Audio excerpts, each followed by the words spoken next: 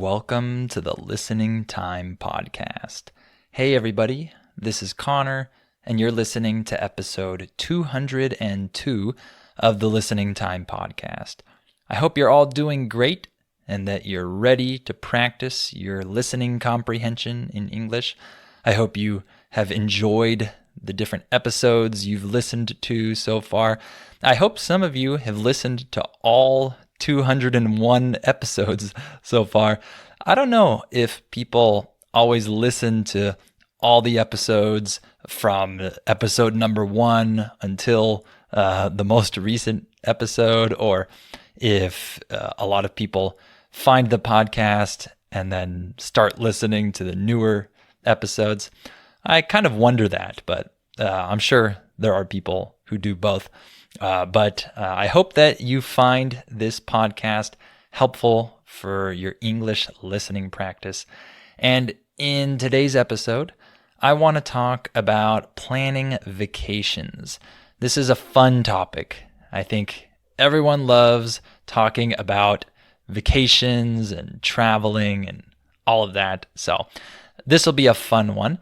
And everyone is different in terms of how they plan their trips, how they think about the different elements of their vacation. So I'd like to talk about my process of how I plan trips and my style, how I like to go about this. And I've probably mentioned some of these things before in other episodes, but this will be an episode dedicated entirely to this topic. So I hope you like it. All right, let's get started. Are your ears ready? You know what time it is. It's listening time. Okay, let's talk about planning vacations, planning trips. So the first thing I want to talk about is how I decide on the actual place where I'm going to travel to. This is the first thing that needs to get settled. You need to know where you're going to go before you do anything else, probably. So for me, there are probably 3 main factors involved in this. So my desire, like where I have the desire to go, the price, how much it's going to cost me, and the feasibility. If something is feasible, this means that it is realistic to do. It is definitely possible and realistic. So feasibility is the other factor. Is this a feasible trip? Is this something I can realistically do with my situation, my family dynamics, and all of that. So hopefully these 3 factors align for the most part, and usually there will be a little bit of sacrifice probably in one of these 3 areas.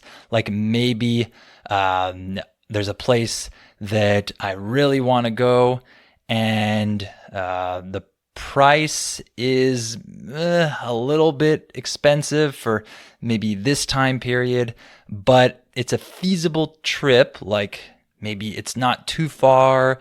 It's something I can do easily with kids. So I might sacrifice a little bit on the price because the desire is there, the feasibility is there. So at least 2 of these 3 things need to be there. Hopefully all 3, or maybe there's a little bit of sacrifice in one of the areas. So for example, Japan. I really want to go to Japan. This is one of those countries that I just hope I can visit at some point in my life. So the desire is definitely there. However, the price, the cost of the trip is very high. So that is something that will make it hard.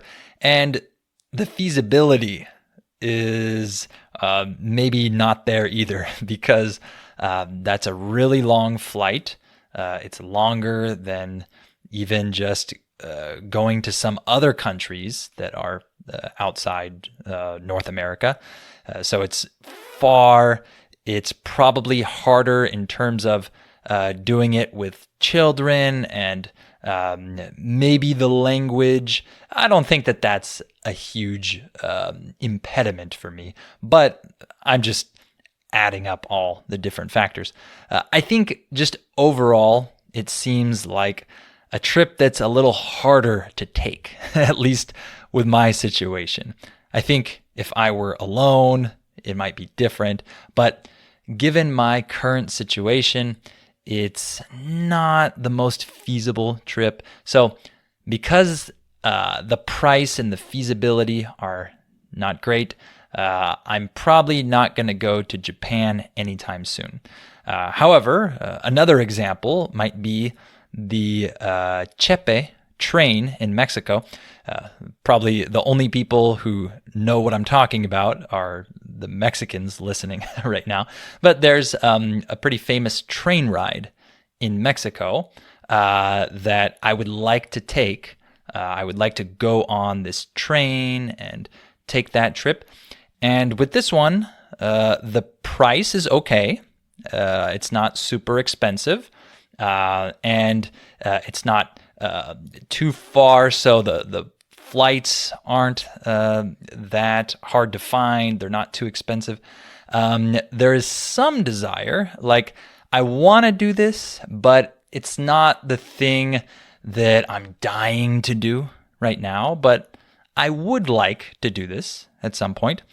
The feasibility, in terms of getting there, it's probably okay, but I have kids and it's a train ride with these different stops. It seems a little bit off the beaten path, as we say. Like you kind of have to go places and do things that aren't just the normal easy things that all the tourists do. So the feasibility is maybe okay. I don't know. So with this trip, I'll probably postpone that for a little bit because it's not what I most desire to do right now. And the feasibility might be an issue. I don't know. I have to do more research. But that would be another example. And then one other example is the trip I took last year, actually just a few months ago, to Puebla and Mexico City. And the desire was there. My wife and I definitely wanted to go to these places. The price was okay, not super cheap, but okay. And the feasibility was okay. There was nothing that was really difficult about this trip, like physically or with kids. The flight was short. We were able to get around pretty easily. So that made sense, and we went on that trip. So that's kind of an illustration of the criteria I might use to decide where I want to go, right? The desire, the price, the feasibility. Unfortunately, most places around the world cost a lot of money to get to from the US. So the price and maybe the feasibility are usually big factors here that prevent me from going to more places, unfortunately. The desire is not a big issue. I kind of want to go everywhere, but some places I obviously want to go to more than other places. Okay, the next thing is finding flights. So what I use if I'm not going somewhere in Mexico is the website Skyscanner, but there are other ones. I think they're called aggregators, right? Where they scan all of the offers that are available from all the different airlines, and they show you the different offers. They show you the cheapest ones, the direct flights. They show you all the different flights from the different companies, and you can put in your criteria and your dates and all of that. So it's really easy to compare different flights, different dates, different destinations with a website like Skyscanner or something similar. And I'm usually pretty flexible with dates. Because I'm not an employee, I don't have to go places only when I have vacation from my job. So I don't get all the benefits that employees get. I don't get health insurance and paid vacation and all these cool things. But one thing that I do have, being self-employed, is flexibility and freedom. So I can travel basically whenever I want. So that's pretty cool. And I use Skyscanner to compare different dates, destinations, airlines. That really helps. And I don't like layovers. A layover is a stop that you have to make in a city that is not your final destination. So I don't like layovers, especially with young children. So what I do is I book direct flights. I do not book flights with layovers. However, there are some places where you can't go directly from your city. So if that's the case, then I prefer to create my own layover that will allow me to actually enjoy the city where I have to stop. For example, the first time I went to Europe back in 2017, this was a huge trip, like 5 weeks. I had very little money. It was a super irresponsible thing for me to take that trip. I think I ended that trip with almost $0 left in my bank account. Like, it was a really irresponsible thing, but I took a 5-week trip to Europe, and I first flew directly to New York City and spent 2 nights there. And then I flew to Paris from New York City and spent 2 nights there. And then I flew to Portugal and went around Portugal and Spain, which were the 2 countries that I actually intended to travel to. So I created my own little layovers in New York City and Paris, but I actually enjoyed these layovers. I actually spent a couple nights in these cities. So that's not the same as having a layover where you're just in the airport and you're stressed about your first flight being delayed because you will miss your second flight. I hate that stress. So I would prefer to give myself more time and create my own layover if necessary, where I stay 1 night, 2 nights, maybe even 3. Who knows? It depends on the trip. I haven't done this much. I've only been to Europe twice. So I'm not speaking as someone who has traveled to very far places many times. No, but the couple times I went to Europe, this is what I did, and this is what I might do if I go again. And in terms of flying, I like flying cheap. It's harder to do that now with kids because you need more comfort and you need to buy extra tickets. But what I do is I pack minimally, meaning I don't pack a lot. And I usually do laundry when I travel. For some of you, that might sound crazy. Like, why would I ever want to do laundry on vacation? But it can save a bunch of money, especially if you're traveling with your whole family, because maybe you can avoid paying for luggage. Maybe you can just have a carry-on bag and you don't need to document any bags. You don't need to check in any of your bags, so you can get the cheaper ticket. So the disadvantage, the con, is you got to do laundry, but you might save a lot of money. That's what I prefer to do. So I often fly with budget airlines, meaning those low-cost airlines. But beware, because you get what you pay for. If you're not willing to take the risk of having a horrible experience with a budget airline that doesn't treat you well, if you're not willing to do that, then don't fly on a budget airline. Trust me, I've had terrible experiences with these low-cost airlines. That's just part of the game. If you don't want to pay a lot of money, you run that risk. So I will probably do this less as I get older because I don't like dealing with these problems. But if there's a trip I really want to take, but it's expensive, and the only way I can do it is flying with a budget airline, then I'll take the risk.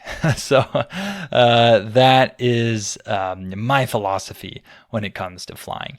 Next, how about hotels or Airbnbs, accommodations? So nowadays, I kind of balance price and comfort. Before, I sacrificed comfort just to get the best price. And I stayed in backpacker hostels and the cheapest Airbnbs. And I had some okay experiences, some good experiences, but also some bad experiences. So it's just like the budget airline point that I made. If you stay at really cheap places, you run the risk of having a bad experience. So if you're not willing to run that risk, then don't do it. But nowadays, I prefer a little more comfort. So I don't want to just be in the cheapest place, especially if I'm with my kids. So I have to balance the two, but I never go just for comfort. I never pay a huge premium just to get the really comfortable, luxurious hotel room. I've never done that. So I don't think I ever will, probably. I will balance the two. I will balance comfort and price now, but I'm never going to pay a bunch of money to stay in a nice hotel room, I think. I definitely want to save money where I can. And I also consider the location, of course. So I want to be close or somewhat close to the area where I'm going to be spending most of my time, the area where you can walk around. Of course, it's really expensive to stay right in the middle of the cool area, but I like to be somewhat close to that nice area where I'm going to spend time in that city, right? So those are the things I consider. I always read the reviews of the places where I'm going to stay just to be sure that there's no major issue. So I read the reviews. I'm not going to stay in a place with horrible reviews. So I pay attention to those, and I try to balance all of these things because obviously the highest reviewed places are probably going to be more expensive. So maybe I don't want to pay that much, but I don't want a place with bad reviews. So you get my point. I've got to balance all these different things. How about activities? When it comes to planning my activities, I don't just do things because they're the things that everyone does and the things you're supposed to do. Like, if you visit this city, you have to do this. You have to do that. I'm not like that. I don't necessarily feel that pressure to go to the place that everyone is supposed to go to just because. I want to do the things that I want to do. I don't want to waste my vacation doing things that I'm just supposed to do. So in terms of planned activities or things we pay for, we tend to do things that we really want to do. For us, we really like picturesque places. So a lot of the things that we want to do are free because it just involves going to a certain place that is very picturesque, meaning it's really beautiful. It looks like a postcard. You have beautiful scenery around you, whether that be a city landscape or the countryside or whatever. We like that. So that's good because oftentimes that's free. And I really like walking. This is my favorite thing. I just walk for fun, even here where I live. So I love walking, and of course, especially in new cities that I'm discovering. And this is cool because it's free, and I get to do a lot of sightseeing, and I get to just take everything in, as we say. I take it all in, meaning I absorb it and just let myself kind of feel the environment. And I love doing that. I love spending hours walking around the city.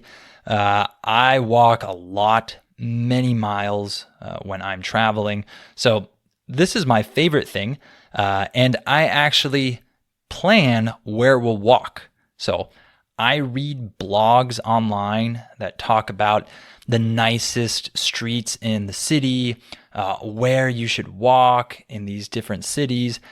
I draw this out on a map, or mentally I do this, and I memorize where we're going to walk, and I kind of lead my wife or whoever I'm with and walk around these different streets that are really nice to walk around.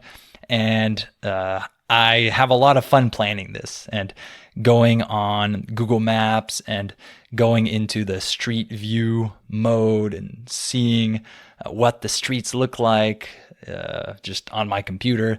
So I plan out my walks even. And some of you might think that that's weird, but I love walking. I love planning that type of thing. So I do that. But I do plan other activities like maybe museums or things like that as well. But like I said, I'm not going to do it just because I'm supposed to do it. That's the thing everyone does. No, I'm only going to plan to do things that I actually really want to do. And I think you should do the same. I think you should do the things you want to do and not the things that everyone tells you that you should do if you're in that city, right? And food is a huge thing for me. I've talked about this before. This is like one of the top 2 things for me.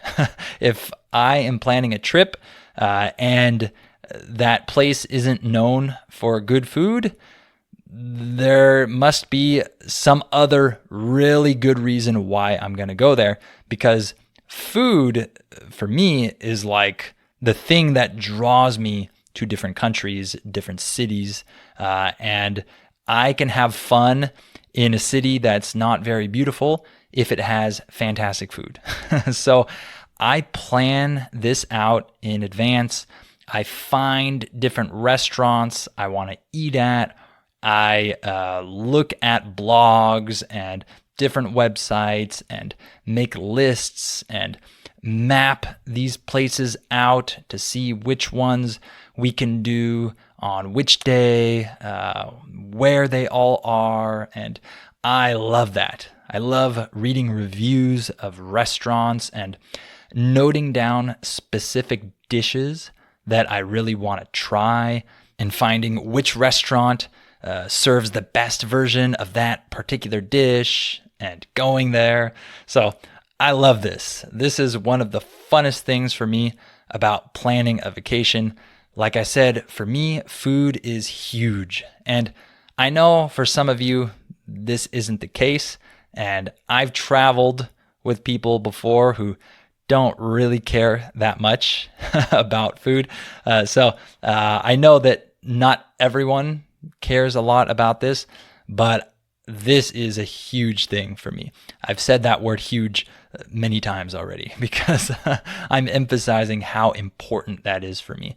I'm someone who really enjoys trying food from different places, and I'm not a picky eater, meaning I'm not demanding. I don't find things gross. Like, I like every food in the world almost. Like 99.9% of every food I've tried, I like. So you can imagine that this is really fun for me when I travel to different places and discover new foods that I've never tried before, because I already know I'm going to like this food. So that's one of the biggest reasons why I love traveling. And lastly, how do I schedule my individual days?